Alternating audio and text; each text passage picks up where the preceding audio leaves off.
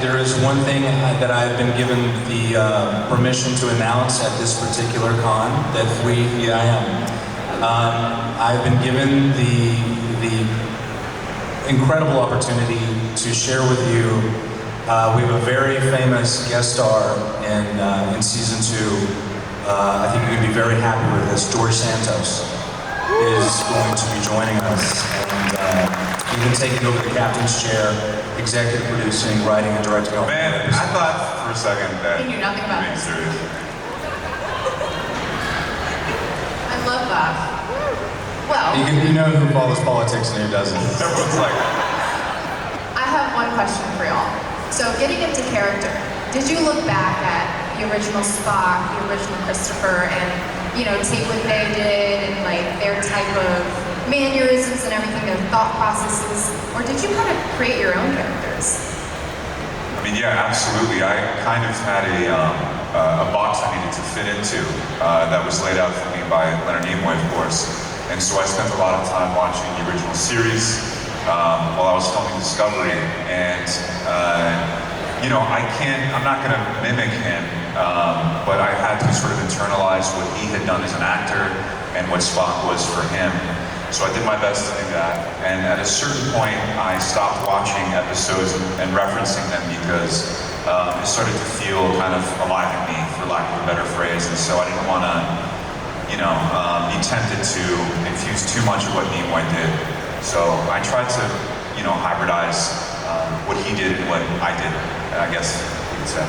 Yeah, I've said this many times, but Ethan had much bigger shoes to fill than I did, just because there were so many more footprints and laid down for Spock and for Pike. So I had a lot of freedom to make Pike my own, I felt.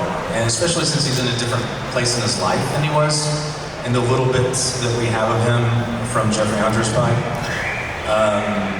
It's sort of like when people ask me this specific question, it's kind of like if you get the opportunity to play Hamlet, you look back on Mel Gibson's Hamlet is incredible. Kenneth Branagh's Hamlet, incredible. Laurence Olivier's Hamlet, incredible. But if you go into it and say, okay, I'm gonna do Mel Gibson's Hamlet, you're gonna suck. This is not your Hamlet. Everything's gonna ring false. So you have to do the work. I mean, you can steal. Stealing's fine. I steal all the time. But you have to be able to steal in a way that allows you to craft something that is coming from a genuine place inside of you, or it's gonna fall flat. I love those answers. Yeah, so as an actress myself, I can totally understand exactly where you're coming from. So what was the most exciting thing when you were shooting that happened on set? Ooh, give the That's details. a great question. I was always so scared, maybe isn't the right word, but like focused and detail-oriented on set because I just wanted every moment with this character to ring true as much as it could for me in this performance. So I wasn't relaxed per se a lot of the time. But the day that they lifted, so as Anson was saying during season 1 when we were filming, we all had to wear visors all day. We were getting tested 3 times a week. We never saw the faces of most of our crew. And when you're working on an intimate set like that, right? You're spending so many hours with this big group of people. And that's your audience. And that's a really great point. Yeah, and they're your audience. And you are happy with them, you're upset with them, you're tired with them. You really do become like family. And the day they lifted the mask mandate, the script supervisor, which is the person that makes sure that we put a cup down in the same place every scene, right? So when they cut, it's not someplace else. Continuity, exactly. She practically fell through the door of the green room where they keep the actors. It was like, no more masks. And she'd taken her mask off, and that was totally thrilling to see everyone's faces for the very first time. And that didn't happen until like 6 months in. Season 2. Right, so it did more than a year, and so that was really an amazing moment for me. Yeah, it was really not an easy task. We had to comply to network rules. We had Toronto rules. and we had provincial rules, and they were all different. And on top of that, you basically have to, with COVID, you had to create a new department. It's a whole new department. And it's expensive, and it's time consuming, and it's at times confusing. I'm not sure how we've gone through all of season 1 without getting shut down, which is... Yeah, no one got sick. That's amazing. That's amazing. Good job. What was your most exciting moment? I mean, that's hard to beat, but I think that the first bridge day of season 1, when I got to some friends at NASA, some higher ups at NASA sent a letter to the crew that I got to read to them about what Star Trek means to scientists and people who grew up watching Star Trek. That was very emotional, surprisingly so. Yeah. Can I ask y'all, are y'all science nerds? A little geeky? Him more than me, probably. Oh, really? Yeah. Yeah, I like reading physics for the layman, like, you know, Brian Greene and Michio Kaku and Max Tegmark. That's good. I'm actually studying to be an engineer, so y'all are right up my alley, and I'm a total science nerd. Any science nerds in here? Fantastic. Oh, yeah. Gotta have a bunch. I also have one more question. Who is your most inspiring person in your life, whether it be your father, another actor, actress, someone you've seen on TV, or whoever it may be, even a superhero? Someone you look up to? Well, that's a great question. You can even say the original Spock. He's awesome. You know, I mean, honestly, Spock is such a special person, and I've had to grow so much, I think, to even approach realizing him authentically. And I still have a long way to go, but yeah, I mean, thank you for letting me that answer. That's definitely one of the people that inspired me. You stole. It's okay. Definitely my wife. Definitely my wife. I couldn't do what I do at the level that I do it. She's given me my daughter, which is the most incredible blessing I've ever had. She is my biggest supporter, my best friend, and she is one of the most capable, independent human beings I've ever met. And we have the same sense of humor, which makes my life better every day. That is so inspiring. Thank you so much for that. Would we like to bring out some questions from the audience? So we have over here, question? Is it on? I'm Anson. Anson, I had the pleasure of meeting you at New York Comic Con when I went, and I'm glad I got to meet Ethan this time. You kind of stole my question, but I'm going to get more specific. I'm a retired teacher, and I am always curious to know if there was a teacher or a mentor growing up that inspired you. Or uninspired. Yeah, absolutely. It was actually a married couple that were both teachers in my high school, Randy and Glenda Sullivan. And Randy he was my theater teacher, and Glenda taught Latin, but she ran the forensics club. And I'm not talking about CSI forensics, I'm talking about high school speech and debate competition. And I sort of learned how to love the process of craft through working with them on plays and on my dramatic interpretation, monologues and all of that after school. I was terrible, but for some reason they kept encouraging me. And when I said I wanted to be an actor, Glenda said, "I think you should talk to your mother." Very wise words. But yeah, if it had not been for them, I probably would be a disgruntled lawyer somewhere. Yeah, it's not the most exciting answer, but my parents probably.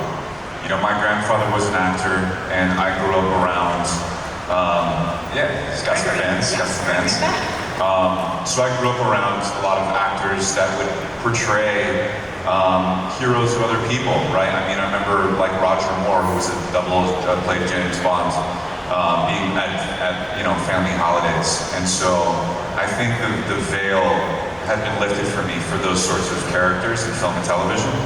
And my parents were really expected excellence and inspired me to be ambitious and do the best that I can. So my mom and dad. We have very different childhoods. I was going to the demolition derby on the weekends with Bubba. That sounds awesome. Bubba and Chris. I'll trade you, man. Thank you. Over here. Thank you All so right, much. so I have a question for Anson and I have a question for both of y'all. For Anson, what was it like when you found out you're gonna be back on as Black Bolt for Multiverse of Madness? It was an unexpected phone call, I'll give you that. Anytime Kevin Feige calls you on your cell phone, it's an unexpected phone call. That's insane. I know, right? But, you know, I'm looking forward to seeing Sam later, because, all of it was, come on, like, we want to bring you out to LA and pay you a ridiculous amount of money to redeem the worst part of your career and hold on to this great character and work with Sam Raimi. Like, what am I going to say? Maybe. But the best part of it all was, like, working with Sam was a bucket list item of mine, because I've been a fan of his, gosh, my entire life as someone who appreciates film. And going back to Evil Dead 2, which is the greatest horror movie ever made. And it was a really fun process, and Sam, it turned out, was the chief reason. He's one of the most collaborative directors I've ever worked with, and really mined me for information about how I wanted to do it. And we had a really great time. It was a joy to do. And then what was it like for y'all? What was your favorite moment to be able to portray Spock and Captain Pike on the show? Favorite moment? Or just what your favorite thing about being able to portray the characters? Doing the body swap episode, which I think is the 4th one of season 1, was really insane. So Spock switches bodies with his fiancée to Pring, and so I had to be Ethan playing to Pring, then pretending to be Spock. So that was an insane challenge, and I'm really excited. And just in case there's any press here, before you write a clickable article about what I just said, Inhumans was not the worst part of my career. Believe me, there are many worse parts of my career.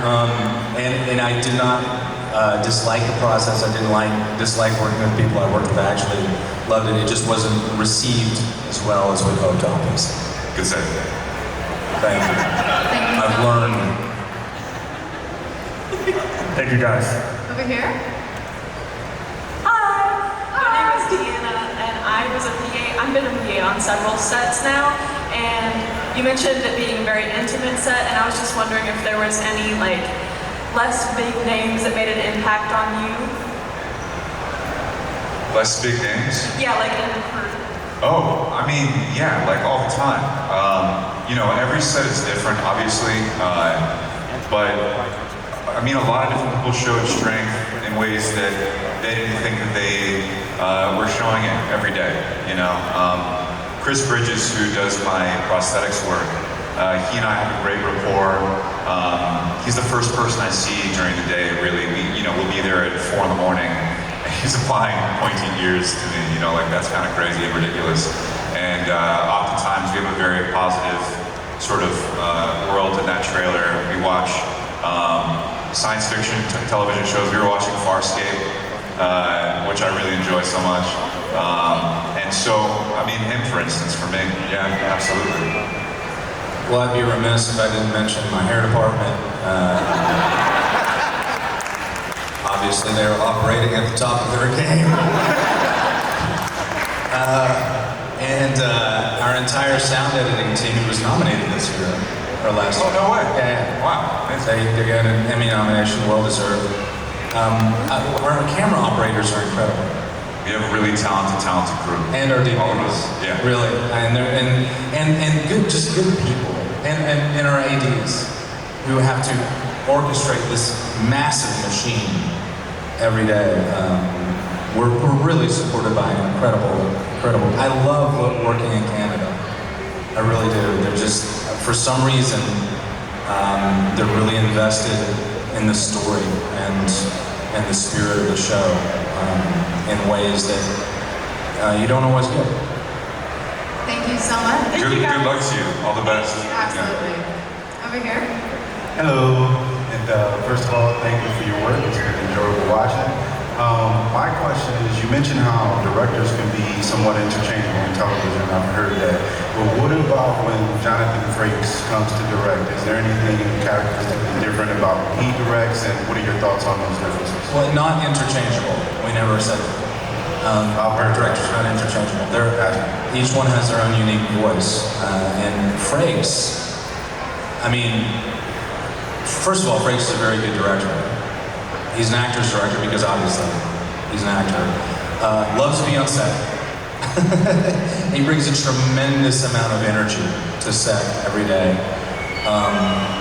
My favorite thing about Jonathan is he doesn't go to lunch because he goes to his trailer to meditate.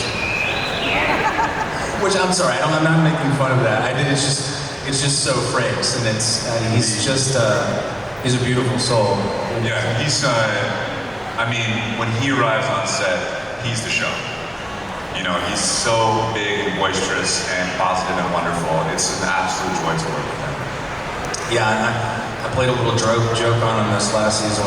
If you go on YouTube and you type Jonathan Frakes, Welcome Back, Kotter, you will find an old screen test that Jonathan did at the beginning of his career. I mean, he must have been like 20, 21. He was young, auditioning for what became John Travolta's role in Welcome Back, Kotter, but he was doing it with this weird foghorn, leghorn Southern accent for some reason. And I had our video playback team mock up a special message from Starfleet. And when we were doing a ready room scene where we're all there, and in the middle of the scene during a take, this message from Starfleet comes in, and it's the entire screen test, which we just all stopped and just watched this beautiful black and white video from 1977. With Jonathan with his feathered hair. Thank you. Gentleman over here. Hello, my name is Robert. Nice to be here. Thank you all for coming. I wanted to ask both of you, which Star Trek show was your first exposure to the whole world of Star Trek? For me, the original, in syndication on a local HF channel, Channel 13, Sunday night, 6 o'clock. My mother made me start watching it with her, and I was quickly hooked. And so I've seen every episode of the original probably 3 times. For me, it was Next Generation. Yeah, so I mean, speaking of Jonathan Frakes, it's like so cool to be able to work with him. Data is like my all-time favorite character from any property. And I've had the pleasure of meeting Brent Spiner as well, so that's been really, really cool. Thank you so much. Over here.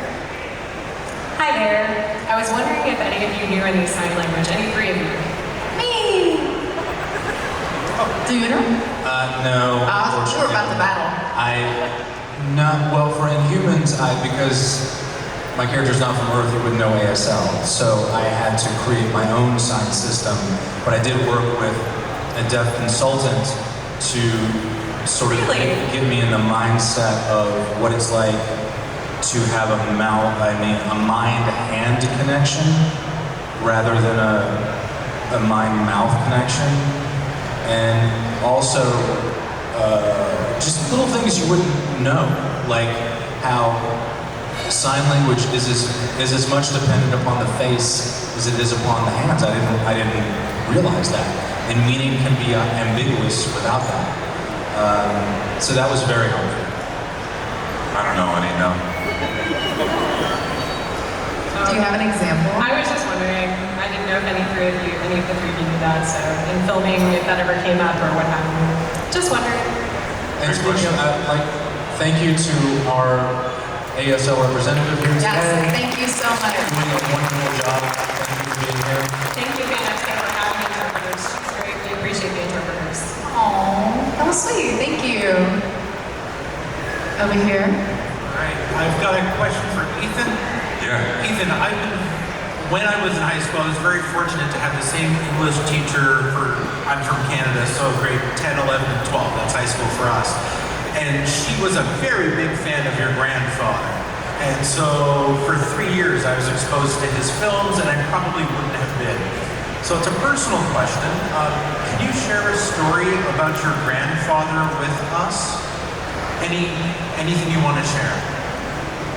Yeah, I mean, this is a really small anecdote, but I remember, so he lived in a place called Holmby Hills, which is in Los Angeles, near Beverly Hills.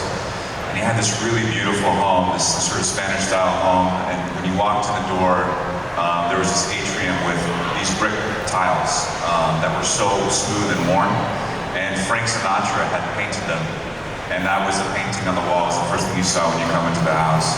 So there were things like that about the house that were just kind of, in retrospect, kind of mind-blowing. But he had a pool there, and he taught me how to float. We would spend a lot of time in the pool when I was little. Thank you. Yeah.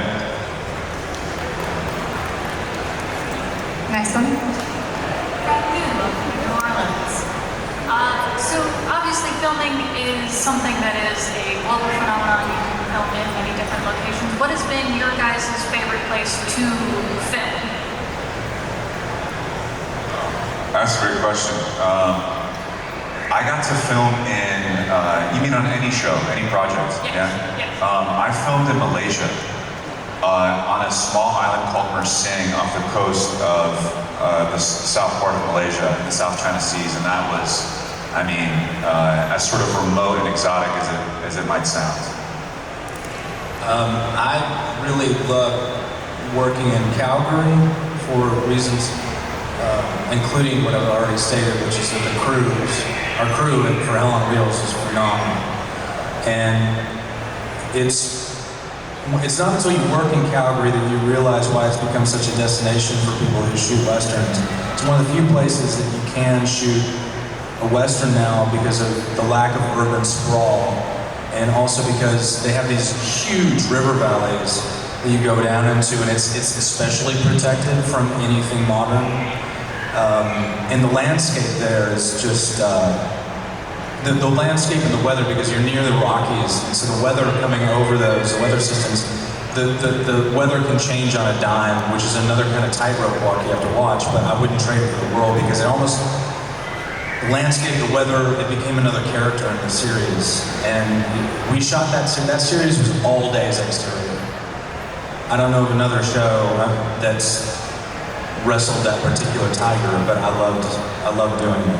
That's insane because obviously you can't predict the weather, and so, I mean, I don't know how you do that. We film everything inside now, in the studios basically. So that's a crazy trip. A lot of rewriting. Oh, for your show, yeah, I bet. Thank you so much. Thank you. Yes, ma'am. My name is Kayla. Could you get a little closer? Thank you. Hi, my name is Kayla. I'm a theater kid. I was wondering if there are any interpretive actions you may have took that you feel like majorly impacted the way people may perceive a character or a scene. I'm sorry, you're a what? Theater kid. Theater kid? Theater kid, huh? Can you please repeat the question? I'd love to hear it. I was wondering if there are any interpretive actions that you took that you feel like majorly impacted a scene and how people perceive it. Yeah, the one that comes to mind for me is there comes a point in your time in your development, I think, as an artist. I'm going to sound really pretentious right now. It's the only way I know how to answer it. But there comes a time where you have to learn to listen to the little birdie. Okay? And that is, some people call it the muse, whatever, but it is real. It's very real.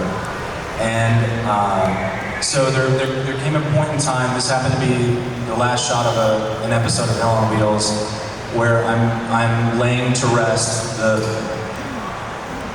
the heads of several dead Native Americans in a tree stand, a traditional burial platform. And the director said, okay, and there's a long tracking shot that comes behind me, And then when the camera got over here, she said, I want you to turn and I want you to look up this way. And now the younger Anson would have said, what in the hell are you talking about? There's absolutely no reason while I'm doing this to look up there so you can get the shot of my face. What is it you want to do? Let's rearrange this so it makes sense. The older Anson said, okay, let me process this. And this little voice in the back of my mind went, it's God. I said, what? I said, you hear God. And then the creative part of me went, wait a second, okay, don't dismiss that. What if you hear a squirrel or something in the trees and you think